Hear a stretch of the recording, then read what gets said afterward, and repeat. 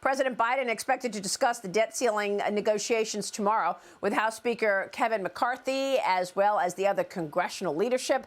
The president claims he's confident that they'll have a deal before he leaves on Wednesday for the G7 summit in Tokyo. Watch this. It's never as good to characterize a negotiation in the middle of a negotiation. I remain optimistic because I'm a congenital optimist, but I really think there's a desire on their part as well as ours to reach agreement. A new report suggests that White House and congressional staff has been working ahead of tomorrow's meeting and that the final deal could include an agreement on speeding up permits for energy projects and clawing back unspent COVID funding. But Democrat Senators Dick Durbin and Elizabeth Warren are both urging the president to use the 14th Amendment to raise the debt ceiling unilaterally and not agree to any spending limits. They're arguing it is in his constitutional authority. Joining me right now is Tennessee Senator and member of the Senate Banking, Appropriations and Foreign Relations Committees, Bill Haggerty, is with us. Senator, it's great to see you. Welcome back. Good morning, Maria. What are your expectations of a bill reaching the Senate in terms of debt negotiations? This morning, a number of Wall Street analysts are writing about tomorrow morning's meeting with Kevin McCarthy, the president, and the Senate leadership as well. And what we're hearing is that there are three issues that form a potential term sheet. That term sheet could include a clawback of unspent COVID-19 money, energy permitting reform, both fossil fuel and green energy reform, and caps on future discretionary spending growth. What are your thoughts in terms of potentially getting a deal done? All of those are eminently reasonable terms, Maria, and I think the American public supports all of those. If you think about it, the unspent COVID funds should be a no-brainer. I mean, the COVID pandemic, finally, even this administration has admitted that it's over. So those funds should come back. One of the things that I would have hoped to see on the table would be the unspent and unallocated debt relief funds, if you will. The student loan debt relief that Biden has provided that I think is unconstitutional, that most Americans think is totally inappropriate. That's about $460 billion as well. I'd like to see that on the table.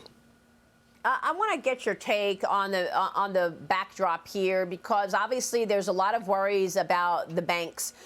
Senator, your Democrat colleagues are blocking your legislation, the Stop Fentanyl Border Crossings Act. I want to get to that in a moment, because before we get to that, you've also introduced legislation to relieve stress on the banking system. You say it could restore confidence in America's financial sector. So I want to ask you specifically what your bill does. This is the Depositor Protection Act of 2023. Certainly. But before you explain it, let me give you a sense of what the former president and CEO of the Dallas Federal Reserve Bank told me on Friday when we discussed potential changes at the FDIC to help this stalemate in the banking sector as well. Here's Robert Kaplan with me on Friday.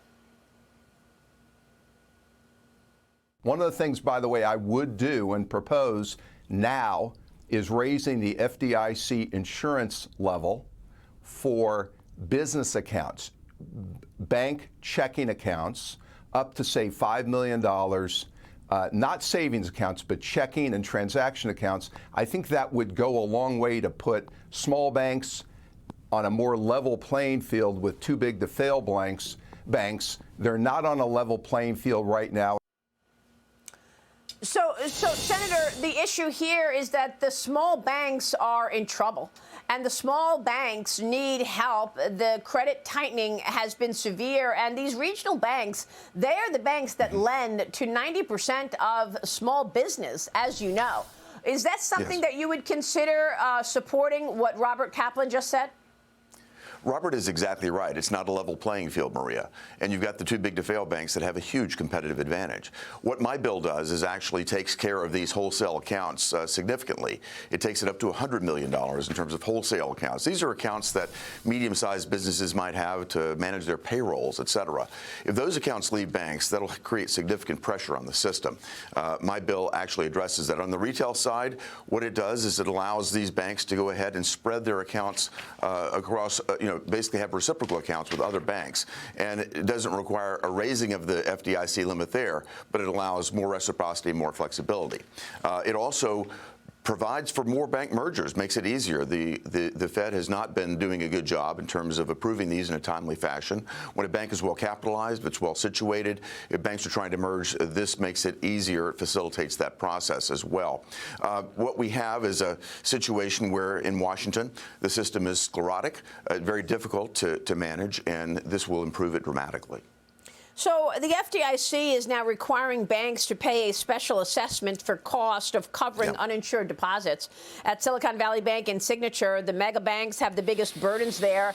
What are your thoughts on what the FDIC is doing, and is this going to be one of your topics to discuss at the Senate Banking Committee hearing? We know that examining the failures of Silicon Valley Bank and Signature Bank, the Senate Banking Committee hearing is happening this week at 10 a.m. On Wednesday, you've also got the House Financial Services hosting those executives from SVB and Signature. Maria, this is a very expensive process that the FDIC is managing. They're going to impose a special assessment across banks in the American banking community. They're in the process right now of deciding which banks are going to absorb this. They have assured me that the smaller community banks will not bear an undue burden here. I'm waiting to see how that unfolds, but I think every bank in America is concerned about the fact that the FDIC allowed the auction to fail, made it immensely costly to the American public, and this spreading of the burden, if you will, is going to impact American taxpayers, because I fully expect that this cost is going to be passed right along to those customers of the banks that are going to be significantly impaired by this special assessment. Yeah, so to say that, taxpayers are not impacted by anything happening around Silicon Valley Bank is wrong. Indeed. I'm glad we addressed tomorrow's meeting on the debt negotiations as well as this FDIC idea. I want to get your take on the border as well and your Border Crossings Act. The day before Title 42 expired, you also recently grilled Biden's nominee for U.S. ambassador to Jordan about sending Jordan money to help them build a border wall, and yet we have no border wall continuing our construction here in the U.S. Let's watch a bit of that. Watch. The omnibus last year provides for at least $150 million for border security in Jordan. It's a large amount of taxpayer dollars. And if you think about the purpose of this, is to provide physical security, to keep people from illegally crossing into Jordan. Isn't that correct? It is to provide physical security, to stop drug smugglers, to deal with the threat of Jordan's neighbor, Syria. Obviously, the conflict there continues, and it's a dangerous neighborhood.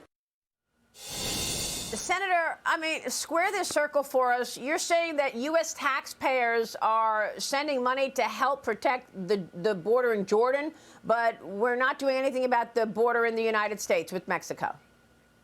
It's just amazing, the hypocrisy. Maria, you've pointed this out multiple times before. But Biden's own nominees are acknowledging the fact that physical security works. In fact, they're spending U.S. taxpayer dollars in foreign countries to create border security for those countries. And as this nominee said, to prevent drug smuggling, which is the biggest health threat that we have in America for people the ages 18 to 45. That's the #1 killer of Americans here in America, Americans here in our country, I should say, in that age group. And yet we're not going to put any border security in place for America, yet we're willing to fund it in Jordan. Well, the president said it's better than expected at the border. It's unbelievable because the expectations have been set so low, Maria. What we've seen is a massive flood of humanity coming across that border. It's a crisis that you've covered better than anybody. But the drug smuggling that's stepped up, the number of people that are dying here in America every day, thanks to fentanyl, is something that this administration wants to ignore. Yet again, they're willing to fund border security for a country like Jordan to prevent drug smuggling there. It's amazing. It's very disturbing, Senator. You've got a lot on your plate. We're going to be watching. Thanks for your leadership on all of the above. Thank you, Maria. Thanks, sir. Thank you. Senator Bill Haggerty joining us this morning in Tennessee.